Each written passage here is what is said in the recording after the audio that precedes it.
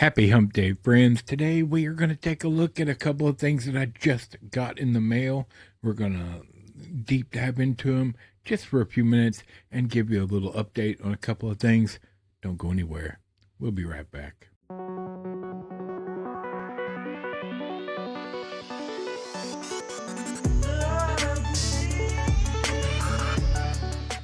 Well, it's the middle of the week, friends. One of the best days of the week, right? Am I right?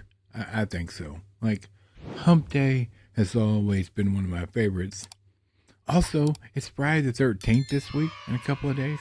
That's my favorite day. And I'm ready for it to get here because this week has been tough. I'm going to tell you. Like, first off, we had family in, and that was great. That was awesome. It's always nice to see family from out of town. Am I right? But other than that, this week is just doctor's appointment and doctor's appointment and doctor's appointment, and it's just been a stressful week. So here I am, just to give you a short video, so you don't forget me. Am I right? But I'm really excited to get this week out of the way, because the rest of the month is smooth sailing, and we've got so much to look at this month. I've been really stressed out with this week. Like, even before this week, knowing this week was coming, it's been a very difficult week. I was in the hospital yesterday for some procedures. It's just been rough, right? Just been rough. So anyway, I thought I'd hop on here real quick and show you a couple of things got in the mail that I'm really excited to watch and review. Two of them, possibly all three of them, I've never seen. I really feel like I've seen one of these, but I don't remember anything about it. So we'll find out. So let's take a look, shall we? First up, the Shout Select version of Hackers. Like, it doesn't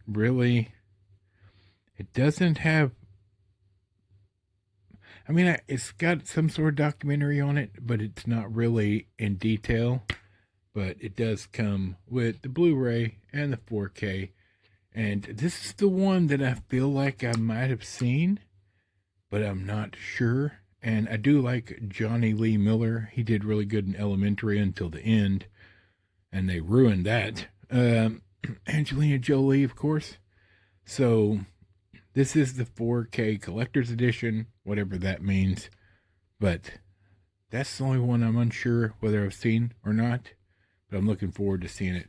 And then I picked up Arrow's Outland with Sean Connery. I really like the artwork on that. It's really nice. So you got a nice slip cover there. And even that is super cool. I have never seen this movie. It looks like it's got a booklet. Yeah, a booklet and a poster, I think it is. Yeah, double-sided poster. Don't really care much for the disc artwork, but I mean, like, you have this really awesome artwork. I think would have been neat for the disc, but it is what it is. Never seen this movie. I've heard a lot about it, but I am interested and want to see it. I've always liked the Western idea in space. Firefly, right, was just a Western in space. And then I picked this up, and no, I've never seen it, and that makes me sound really foolish, I'm sure. It's a huge box set from Arrow as well. Got a beautiful slip cover there. Comes in this nice little box with the sword on the back, Excalibur, of course. If you don't know, this is about King Arthur, etc. Let's see what's in it. So you got this nice hard shell box. I would expect nothing less. Coming from Arrow. Double-sided poster there. I'm not going to open it up. And a booklet. It's quite a thick booklet. Full of, I'm sure, essays and information and a lot of pictures from the movie. Then you got this artwork on the front. Sorry about the glare, friends.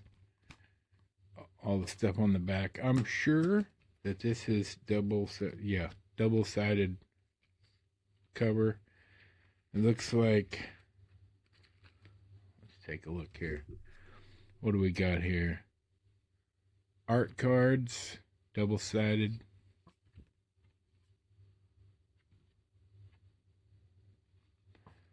Well, friends, if you're feeling tired and wore out and down, maybe you need some coffee.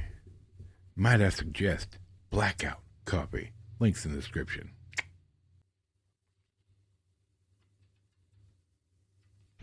Pretty nice. I like the way that one side is color and the other is black and white. Very nice.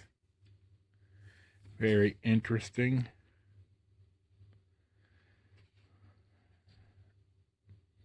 And then the selling card, like talking about whatever's coming up next. Usually horror, which I'm not a fan of, so it doesn't really, in case you're wondering, that was for In the Mouth of Madness. Don't know anything about that. But you got disc 1 is the feature in 4K, disc 2 is the extras, and disc 3 is bonus. So a 3-disc set. And of course, disc 2 and disc 3 are Blu-ray, not 4K, right? And that's the way it usually goes, which is fine. Oh, don't bend the book. Don't bend. Okay. Didn't want to mess up the book, right? So I'm really excited to see this. I've always been a fan of King Arthur and that story. But, like, I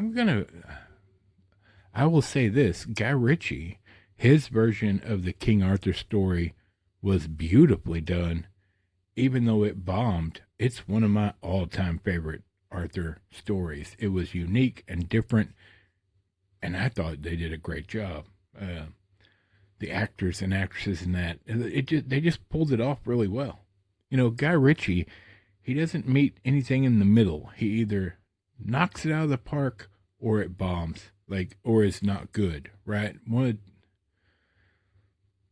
As a fan of his, some things he does I really love, and some things I'm like, whatever. I don't need it, or I didn't like it, or whatever. So there's that. That being said, I'm interested to watch this. I know it's a much older movie, as is Outland. Well, all three of them are older movies. But I gotta be honest, lately I've been more into older movies than anything else. These days I would rather watch an older movie, one where they cared about storytelling. And, side note, aggravation, I was scrolling through X looking at some movie stuff, and I saw that Netflix has redone Man on Fire. Now, if you're unaware, Man on Fire originally was done a long time ago, like in the 70s or something, 70s or 80s, I believe, with Scott Glenn. Don't hold me to that, but I'm pretty certain.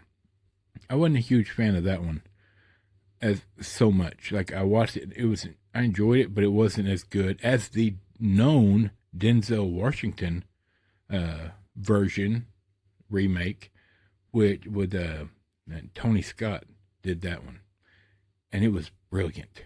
Every scene of that, every moment of that movie is wonderful, and it's just, it's not for everybody, but it's a fantastic movie.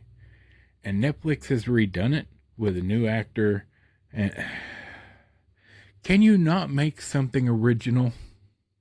And this goes for all of Hollyweird. Can you not just make something original? Why do you have to try to remake? Don't remake good movies. Remake movies that had a good story but were horribly done. Remake that and do it properly. If you want to remake something. Why do you need to oh, that's right. You need to remake good movies because you have no talent. This is just has become the norm in Hollyweird. They take something great and remake it thinking they're going to catch lightning in a bottle again, but they don't have the talent to write it properly, and it bombs time and time again. So aggravating. Anyway, friends, I gotta go. I gotta get the rest of my day started. I gotta get tomorrow over with so that I can get back on track. This week is so stressful, and I will be much better off come Friday. How's your week going? I hope it's well. I hope you're doing good. Keep your chin up. It's going to be all right. For Michael, the microphone, Bob, squeaky chair in the back, and this big fat nerd, we'll see you later.